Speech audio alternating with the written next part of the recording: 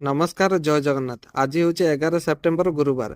आज दिन में केतोटी गुरुत्वपूर्ण खबर उपर नजर पकाइबा। भिडियोटी शेष पर्यंत देखंतु। आउ आम चैनल टी प्रथम थर करी आसुथिले चैनल टी सब्सक्राइब करी पाखरे थिबा बेल आइकन उपर दबे ऑल उपर क्लिक करंतु।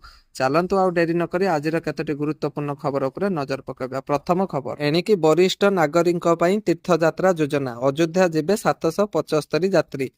वरिष्ठ नागरिक तीर्थयात्री योजन आज भुवनेश्वर रेल स्टेशन ठारू वरिष्ठ तीर्थयात्री को नहीं अयोध्या और वाराणसी अभिमुखे बाहर स्वतंत्र ट्रेन। एथिपाई भुवनेश्वर स्टेशन रे स्वतंत्र व्यवस्था होईछि। वरिष्ठ नागरिक तीर्थयात्री योजन आज भुवनेश्वर रेल स्टेशन रु वरिष्ठ तीर्थ को नहीं अयोध्या और वाराणसी अभिमुखे बाहरी ट्रेन। एथिपाई भुवनेश्वर स्टेशन रु स्वतंत्र व्यवस्था होईछि। दुई उपमुख्यमंत्री कनक वर्धन सिंहदेव और प्रभाती परिडा पताका देखे यार शुभारंभ करिवे। सूचना अनुसार ढेंकानाल 108, जगतसिंहपुर 85, पुरी 127, केन्द्रापड़ा 80, कटक 197, खोर्धा 169 जन यात्री को अयोध्या अभिमुखे यात्रा करिवे।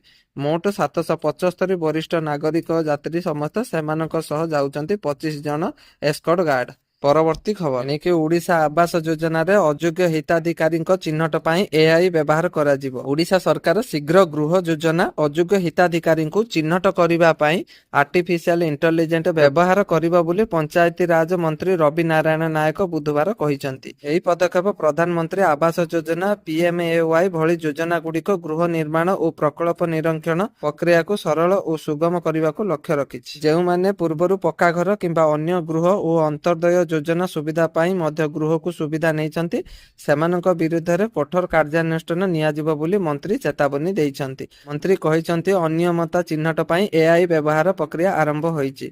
सहायता पाई गृह निर्माण करा जाइथिबा घटना अति कम, किंतु आमे तीक्ष्ण नजर रखी अधिकारी माननकु गृह निर्माण निर्धारित समय समाप्त करिवो एवं अनियमता थिबा स्थले कार्यानुष्ठान नेबाकू निर्देश दिया जाइछि।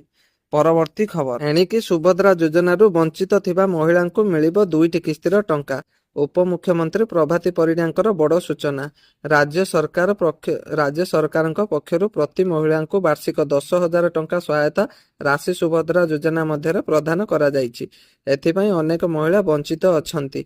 एपर्यंत सेमानकु सुभद्रा टंका मिली नाही, किंतु एमानक कथा सरकार चिंता करूछंती। वर्तमान सुभद्रार समीक्षा बैठक एथिपाई बसिला। एठी बैठक निष्पत्ति होईछि जे जेउ महिला सुभद्रा टंका पाई नाहंती सेमानकु टंका मिलिबो। एनै सूचना प्रदान करिसंती उपमुख्यमंत्री प्रभाती परिडा।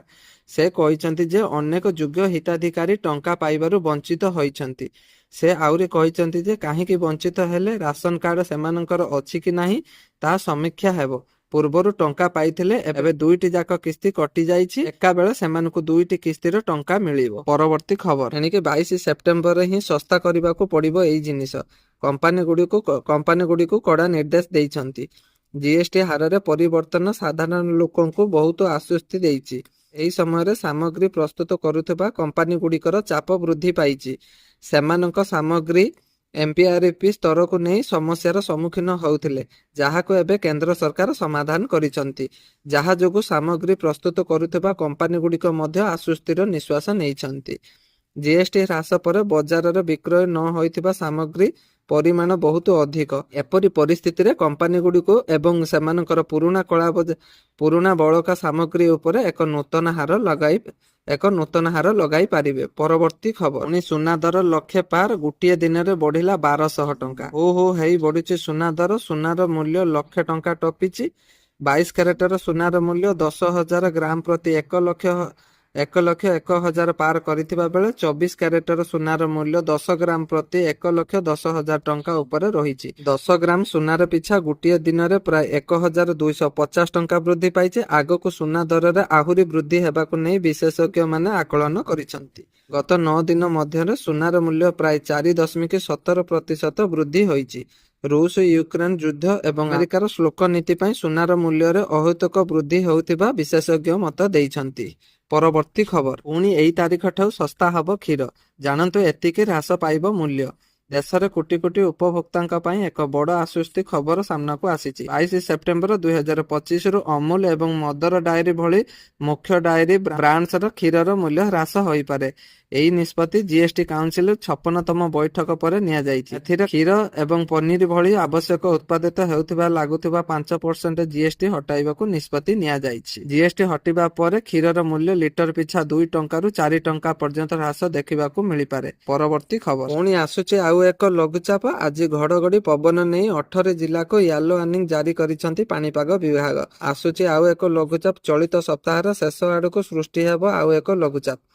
ପଶ୍ଚିମବଙ୍ଗରେ ପୁଣି ଏକ ଲଘୁଚାପ ସୃଷ୍ଟି ସମ୍ଭାବନା ରହିଛି। ଲଘୁଚାପ ପ୍ରଭାବରେ ଦକ୍ଷିଣ ଓଡ଼ିଶାରେ ପ୍ରବଳ ବର୍ଷା ହୋଇପାରେ।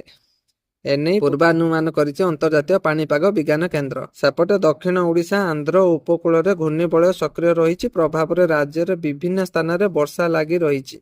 ଆଜିଠୁ ବଢିବ ବର୍ଷା ପରିମାଣ। ଆଜି ଘଡଘଡି ପବନ ନେଇ 18 ଜିଲ୍ଲାକୁ ୟେଲୋ ୱାର୍ଣ୍ଣିଂ ଜାରି କରିଛନ୍ତି ପାଣିପାଗ ବିଭାଗ କେନ୍ଦ୍ର। କିଛି ସ୍ଥାନରେ 40ରୁ 50 କିଲୋମିଟର ବେଗରେ ପବନ ବହିପାରେ। ଆସନ୍ତାକାଲି ପ୍ରବଳରୁ ଅତି ପ୍ରବଳ ବର୍ଷା ସହ ବିଜୁଳି ଘଡଘଡି ପାଇଁ ମାଲକାନଗିରିକୁ ଅରେଞ୍ଜ ଆଲର୍ଟ ଜାରି କରାଯାଇଛି। ଏହି ସମୟରେ ବିଜୁଳି ଘଡଘଡି ସହ ଘଣ୍ଟା ପ୍ରତି 30ରୁ 40 କିଲୋମିଟର ବେଗରେ ପବନ ବହିବାର ସମ୍ଭାବନା ରହିଛି। 13 ତାରିଖ ପର୍ଯ୍ୟନ୍ତ ବିଭିନ୍ନ ସ୍ଥାନରୁ ପ୍ରବଳ ବର୍ଷା ନେଇ ଆଞ୍ଚଳିକ ପାଣିପାଗ ବିଜ୍ଞାନ କେନ୍ଦ୍ର ପକ୍ଷରୁ ପୂର୍ବାନୁମାନ କରାଯାଇଛି। ପରବର୍ତ୍ତୀ ଖବର ଏବେ ଏତେ ଶସ୍ତା ହେଲା ପେଟ୍ରୋଲ ଓ ଡିଜେଲ ଦର କି ଆପଣ ଶୁଣିଲେ ଖୁସିରେ ନାଚି ଉଠିବେ। ଆହୁରି 6 ଟଙ୍କା ଶସ୍ତା ହେବ ତେଲର ଦର। ପୁଣି ଆପଣଙ୍କ ପାଇଁ ଖୁସି ଖବର। ବର୍ତ୍ତମାନ ସମୟରେ ଦେଶର ପେଟ୍ରୋଲ ଡିଜେଲର ଦର ଲଗାତାର କମିବାକୁ ଲାଗିଛି। ଏହାର ସବୁଠୁ ମୁଖ୍ୟ କାରଣ ଆନ୍ତର୍ଜାତିକ ବଜାରରେ ତୈଳର ଦର କମିବାକୁ ଲାଗିଛି। ପ୍ରାୟ ସବୁଦିନ ବହୁଥିବା ତୈଳର ଦର ପୁଣି କମ୍ କରିଛନ୍ତି ସରକାର, ଯାହାକି ଖାଉଟି ମନରୁ ଏହାକୁ ବୃଦ୍ଧିରୁ ରକ୍ଷା ମିଳିଛି। ପେଟ୍ରୋଲ ଓ ଡିଜେଲର ଦର ବୁଧବାର ଦିନ ପୁଣି କମିଛି। ଦିଲ୍ଲୀରେ ପେଟ୍ରୋଲ ଦର 96 ଟଙ୍କା 76 ପଇସା ଓ ଡିଜେଲର ଦାମ 63 ଟଙ୍କା 63 ପଇସାରୁ 66 ଟଙ୍କା 79 ପଇସା ଭିତରେ ରହିଛି। ଏବେ ଆଗାମୀ ଦିନରେ ଏହା ଜଣା ପଡିବ ଯେ କମିବ ନା ପୁଣି ବଢିବ। ଲୋକଙ୍କୁ ପକେଟ ପୁଣି ଖାଲି କରିବ ଏହି ତୈଳ ଦର। ତେବେ ଆପଣଙ୍କ ମତରେ ତୈଳର ଦର କମିବା ନେଇ କଣ ଆଶା କରାଯାଉଛି ଏବଂ ବାସ୍ତବରେ ତୈଳର ଦାମ କେତେ ହେଲେ ଜଣେ ଖାଉଟି ସନ୍ତୋଷ ପ୍ରକାଶ କରିବ, ତାହା ଆମ କମେଣ୍ଟ ମାଧ୍ୟମରେ ଆପଣ ଜଣାନ୍ତୁ। ପୁଣି ସୁଭଦ୍ରା ଯୋଜନା 2 ଦିନ ଭିତରେ ଖୋଲିବ ଅଭିଯୋଗ ପୋର୍ଟାଲ। ଉପମୁଖ୍ୟମନ୍ତ୍ରୀ ପ୍ରଭାତୀ ପରିଡା ଆଜି ସୁଭଦ୍ରା ଯୋଜନାର ସମୀକ୍ଷା କରିଛନ୍ତି। ଏହି ଯୋଜନା ଉପରେ ସମୀକ୍ଷା କଲା ପରେ ସେ ଗଣମାଧ୍ୟମକୁ ବଡ ସୂଚନା ଦେଇଛନ୍ତି। ତୃତୀୟ ପର୍ଯ୍ୟାୟରୁ ବଞ୍ଚିତ ହୋଇଥିବା 2,85,000 ହିତାଧିକାରୀଙ୍କୁ ଡୋର ଟୁ ଡୋର ସର୍ଭେ ହେବ ବୋଲି ସେ କହିଛନ୍ତି। ଅଧିକାରୀମାନେ ଆଗାମୀ 15 ଦିନ ଭିତରେ ଫିଲ୍ଡ ଭିଜିଟ୍ କରି ତଦନ୍ତ ରିପୋର୍ଟ ଦେବେ। ଏଥିପାଇଁ 2 ଦିନ ଭିତରେ ଅଭିଯୋଗ ପୋର୍ଟାଲ ଖୋଲିବା। ବାଦ ପଡିଥିବା ହିତାଧିକାରୀମାନେ ପୋର୍ଟାଲ ଅଭିଯୋଗ କରି ଆଉ ଥରେ ସାମିଲ ପାଇଁ ଆବେଦନ କରିପାରିବେ।